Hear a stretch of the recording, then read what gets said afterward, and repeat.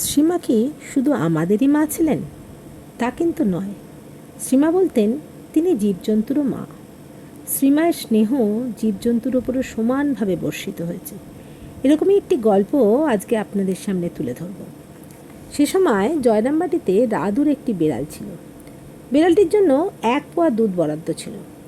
বিড়ালটি কিন্তু তা সত্ত্বেও চুরি করে খেত। শ্রীসীমা করত কি, মাঝে মাঝে বিড়ালটিকে একটি লাঠি নিয়ে ভয় দেখাতেন। বিড়ালটিও সঙ্গে সঙ্গে মায়ের শ্রীচরণে আশ্রয় নিত। শ্রীসীমার লাঠি হাত থেকে ফেলে দিতেন, আর তাই দেখে অন্যরা হাসাহাসি করত। তাইতে বিরক্ত হয়ে শ্রীসীমা বলতেন, চুরি করা তো ওদের ধর্ম বাবা, কে আর ওদের আদর করে খেতে দেবে বলো? কিন্তু সে সময় জ্ঞান মহারাজ বিড়ালটিকে একদম পছন্দ করতেন না, খালি মারধর করতেন। একদিন রাগ করে জ্ঞান মহারাজ বিড়ালটিকে আছাড় মারেন।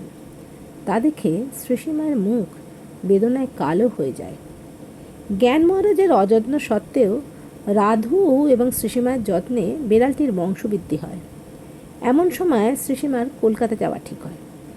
পাছে জ্ঞান মহারাজ বিড়ালগুলিকে মারধর করেন বা অযত্ন করেন, শ্রীসীমা জ্ঞান মহারাজকে বলেন, জ্ঞান, বিড়ালগুলোর জন্য কিন্তু প্রতিদিন চাল নেবে, যেন কারো বাড়ি ওরা না যায়, ওদের গাল দেবে বাবা।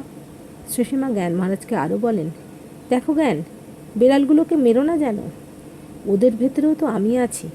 তুমি এই জ্ঞানে সেবা করো যেন তুমি আমার সেবা করছো।